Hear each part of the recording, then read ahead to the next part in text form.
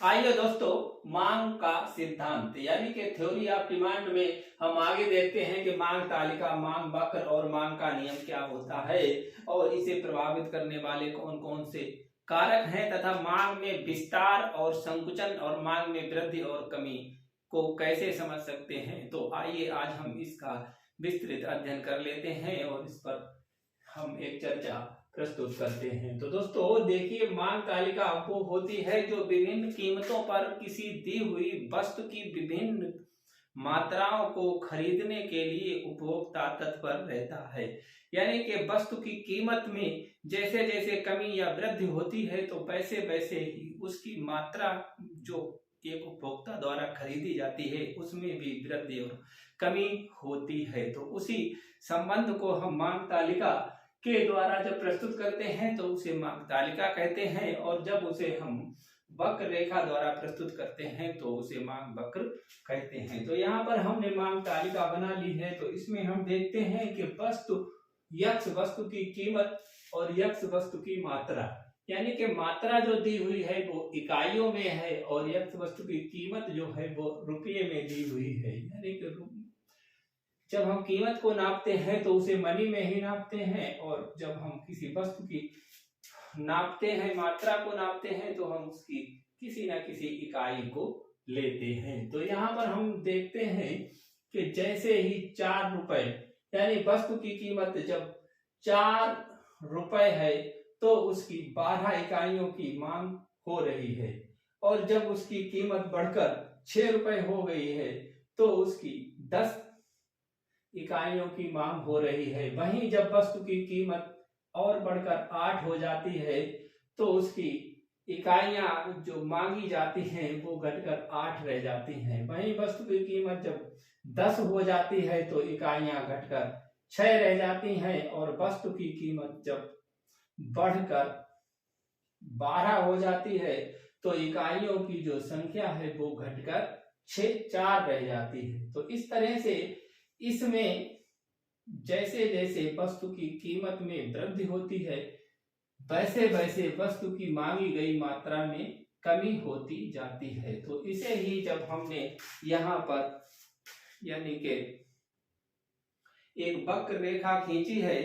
तो यहाँ हमने एक एक्स अक्ष लिया है और ये वाई अक्ष। तो वाई अक्ष पर हमने वस्तु की कीमत ली है और एक्स अक्ष पर हमने वस्तु की मात्रा ली है। तो एक्स एक्सिस पर जो वस्तु की मात्रा है उसे हमने 2, 4, 6, 8, 10, 12 और 14 इन इकाइयों में लिया हुआ है, यानी कि ये इकाई है, और वस्तु की जो कीमत है वो ये रुपए में ली हुई है।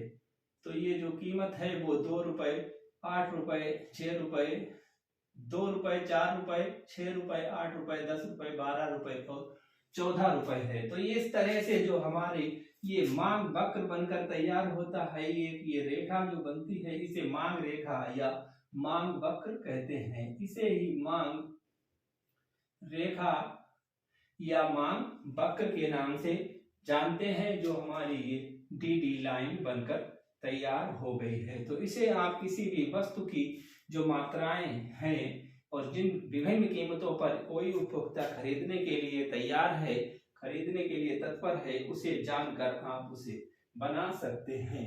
तो मांग का नियम जो है उसके बारे में हम यहाँ पर चर्चा करते हैं। वैसे तो मांग का नियम एडम स्मिथ ने ही दिया था, मांग डिमांड और सप्लाई का नियम, लेकिन मार्शल ने इसकी व्याख्या की तो हम मार्शल की परिभाषा ही यहाँ पर लिख ली है। तो हम मार्शल के अनुसार हम आपको बताते हैं कि मार्शल क्या कह रहे हैं कि किसी वस्तु की अधिक मात्राओं की बिक्री के लिए उसके मूल्य में कमी होनी चाहिए ताकि उसके अधिक क्रेता मिल सके। दूसरे शब्दों में मूल्य के गिरने से मांग बढ़ती है और मूल्य के बढ़ने से मांग घटती है। यानी कि जब किसी वस्तु का मूल्य कम हो जाता है तो उसकी बिक्री अधिक हो जाएगी, क्योंकि नए क्रेता आ जाएंगे और जो क्रेता खरीद रहे हैं वो भी अधिक मात्रा की मांग करेंगे। लेकिन जैसे ही उसकी मूल्य जो है वो बढ़ेगा, ऊपर जाएगा, वैसे ही कुछ क्रेता जो है वो उसे छोड़कर चले जाएंगे, बाकी जो क्रेता खरीदेंगे भी वो उसकी कम मात्रा की खरीदेंगे और कम मात्रा खरीदने की कोशिश करेंगे। तो इस तरह से मांग का और मूल्य का, यानी कि मूल्य और मांगी गई मात्राओं में विपरीत संबंध जो होता है, उस विपरीत संबंध को बताते हुए मार्शल ने बताया है कि मूल्य के गिरने से मांग बढ़ती है और मूल्य के बढ़ने से मांग घटती है।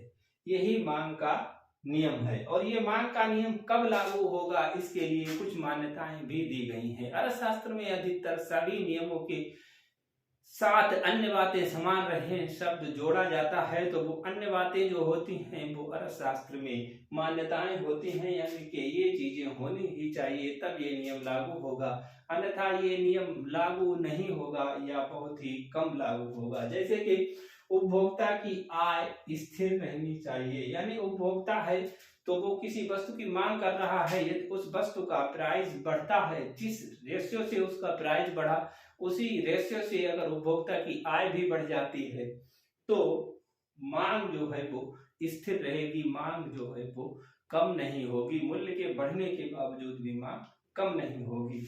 लेकिन वहीं अगर उपभोक्ता की आय और मूल्य के वृद्धि से अधिक बढ़ जाए तो उसकी हो सकता है मांग अधिक भी हो जाए, तो ये नियम लागू नहीं होगा।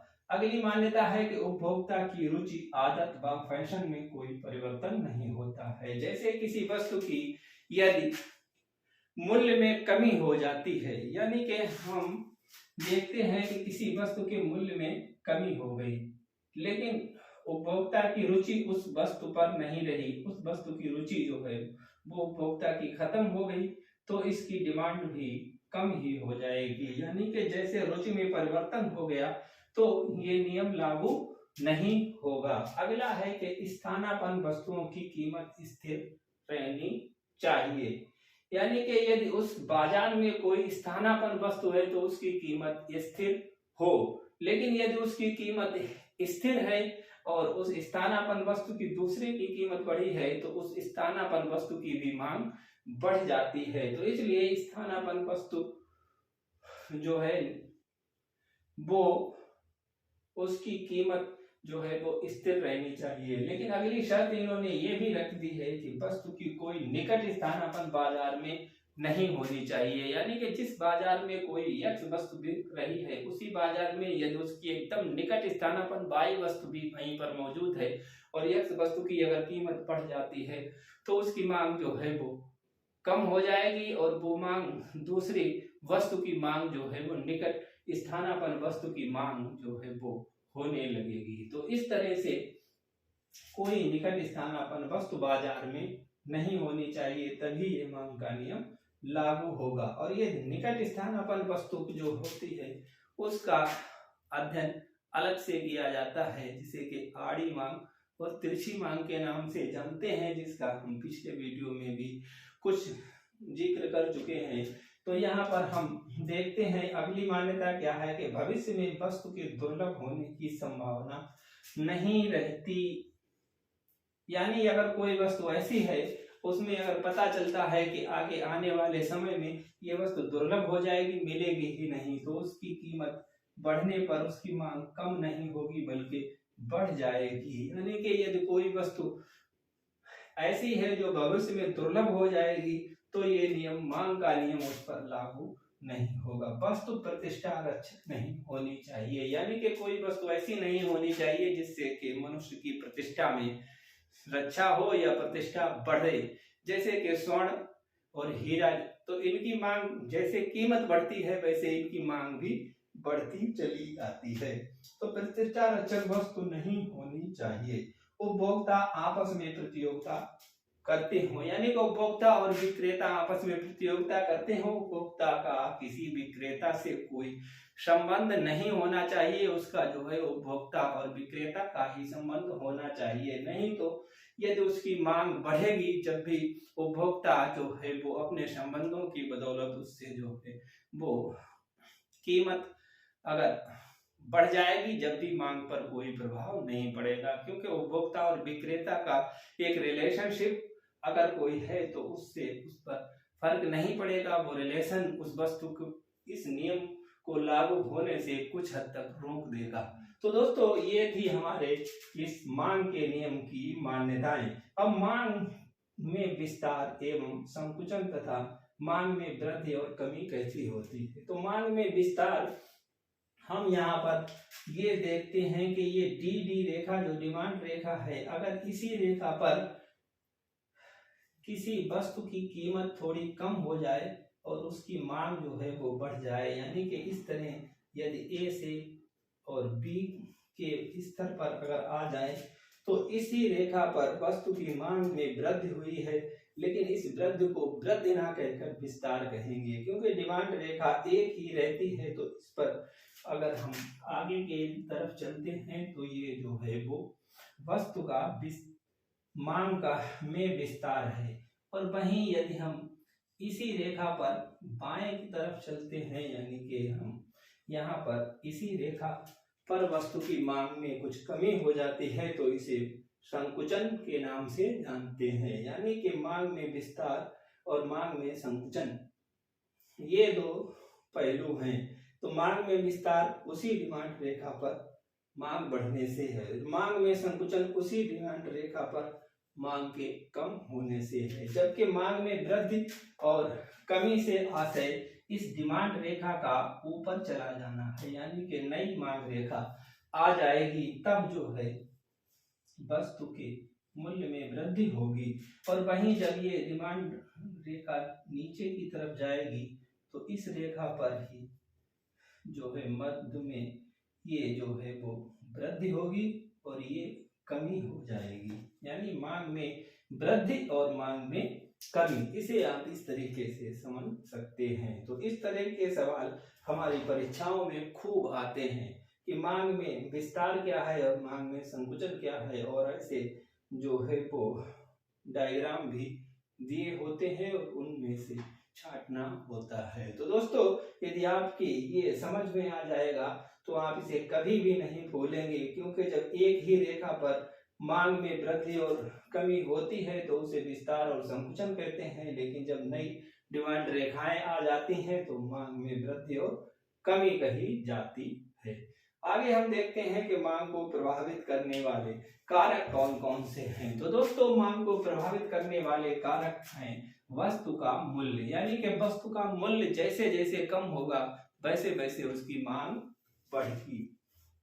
उपभोक्ता की आय, यदि उपभोक्ता की आय में वृद्धि होगी तो मांगी गई मात्रा में भी वृद्धि हो जाएगी, यानी कि उसकी मांग में भी वृद्धि होगी। समाज में धन का वितरण, अगर समाज में धन का वितरण सामान्य है तो सामान्य वस्तुओं की, आवश्यक वस्तुओं की मांग अधिक होती है, और यदि समाज में धन का असामान्य वितरण है तो जो सामान्य सी वस्तुएं हैं उनकी मांग कम होगी और लग्जरी वस्तुओं की मांग अधिक हो जाएगी, और बहुत ही नीचे वाले जो गुजारे की चीजें हैं उनकी मांग होगी। यानी कि जो गरीब लोग हैं वो गरीब जैसे चीजों की मांग करेंगे और जो बड़े लोग हैं वो विलासिता की चीजों की मांग करेंगे, यदि समाज में धन का वितरण असमान है। और जनसंख्या, यदि जनसंख्या बढ़ती है तो मांग बढ़ेगी, और यदि जनसंख्या कम होती है तो मांग कम हो जाएगी। भविष्य में मूल्य परिवर्तन की प्रत्याशा, यानी मांग को ये तत्व भी प्रभावित करता है कि जब हमें आशा होती है कि कल जो है वो प्याज का दाम जो है वो बहुत ज्यादा बढ़ जाएगा, तो हम उस प्याज की मांग अगर 1 किलो बाजार से लाना है तो हम उसे 5 किलो खरीद लेते हैं। यानी कि हमें अगर ये पता है कि आने वाले महीने में या आने वाले टाइम में इसकी कीमत और बहुत ऊंची चली जाएगी तो हम उसकी मांग अधिक करते हैं, और हमें ये लग रहा है कि इसकी कीमत जो है वो बहुत ऊंची है और आने वाले समय में इसकी कीमत डाउन होगी तो हम उसकी मांग कम कर देते हैं। तो इस तरह से मांग का नियम ये काम करता है और ये तत्व मांग को प्रभावित करते हैं। उपभोक्ता की रुचि एवं अधिमान, यानी कि उपभोक्ता किस वस्तु को चुनता है। यदि मांग में उसके मूल्य में वृद्धि होगी और उपभोक्ता का अधिमान अगर निश्चित है तो उसके मांग में कोई परिवर्तन नहीं होगा। हाँ, यदि उसकी रुचि में जो है वो परिवर्तन हो गया और उस वस्तु के प्रति उसकी रुचि नहीं रही तो वो उसकी मांग जो है वो नहीं करेगा। और यदि वस्तु की कीमत बढ़ गई और उस बढ़ी हुई कीमत में उपभोक्ता की रुचि जागृत हो गई तो मूल्य बढ़ने पर भी उसकी मांग कम नहीं होगी बल्कि बढ़ जाएगी। अगला है संबंधित वस्तुओं की कीमतों में परिवर्तन, यानी कि कोई एक्स वस्तु है और उससे संबंधित जितनी भी वस्तुएं हैं यदि उनकी कीमतों में गिरावट आती है तो उस वस्तु की मांग एक्स वस्तु की मांग में कमी हो जाएगी और उनसे संबंधित वस्तुओं की मांग बढ़ जाएगी। इसके विपरीत भी ऐसा ही होगा। आगे व्यापार चक्र, यानी कि हम आगे जब अध्ययन करेंगे व्यापार चक्रों का तो हम देखेंगे कि व्यापार में कुछ इस तरह से चक्र आते रहते हैं। तो इस व्यापार चक्रों में वस्तु की कीमत में फ्लक्चुएशन होता है और वस्तु की कीमत कभी बढ़ती है और कभी घटती है। तो इस तरह से मांग को ये भी प्रभावित करते हैं, व्यापार चक्र भी मांग को प्रभावित करते हैं। मौसम एवं जलवायु, यानी कि मौसम के अनुसार ही भी वस्तुओं की मांगे बढ़ती हैं। जैसे कि ग्रीष्म ऋतु में जो है वो सूती कपड़े की मांग बढ़ जाती है और शीत ऋतु में जो है वो ऊनी और गर्म कपड़ों की मांग बढ़ जाती है। तो ये मौसम का प्रभाव भी मांग को प्रभावित करता है। वहीं सरकारी नीतियां, यानी सरकार जो नीतियां बनाती है उनका असर भी समाज में उपभोक्ताओं के ऊपर पड़ता है। यदि सरकार राशन जो है वो निःशुल्क देना शुरू कर दे तो राशन की जो मांग है वो कम हो जाएगी, बाजार में जो राशन की मांग है वो कम हो जाती है। और यदि सरकारें जो है कोई वस्तु पर जो है किसी वस्तु पर यदि सरकार कुछ अनुदान देना शुरू करती है तो उसकी मांग जो है वो बढ़ जाएगी। जैसे किसी वस्तु की अगर मांग बढ़ रही है, जैसे कोई वस्तु है चीनी या प्याज जिसकी मांग मूल्य जो है वो बहुत अधिक बढ़ गया है, लेकिन सरकार ने नीति बना दी कि इसका जो है वो हम ट्रांसपोर्ट बाहर के लिए नहीं करेंगे, यानी कि इसका हम एक्सपोर्ट नहीं करेंगे और उसी वस्तु का यदि इंपोर्ट कर लिया जाए तो उसकी कीमत धड़ाम से नीचे गिर जाती है। तो दोस्तों इस तरह से सरकारी नीतियों से भी मांग और मूल्य प्रभावित होते रहते हैं। तो दोस्तों उम्मीद है कि आपको ये वीडियो अच्छा लगा होगा और इसमें कुछ जानकारी आपको मिली होगी। तो जानकारी अगर अच्छी लगी हो तो हमारे इस वीडियो को लाइक करें, चैनल को सब्सक्राइब कर लें। मिलते हैं अगले वीडियो में, तब तक के लिए शब्बा खैर।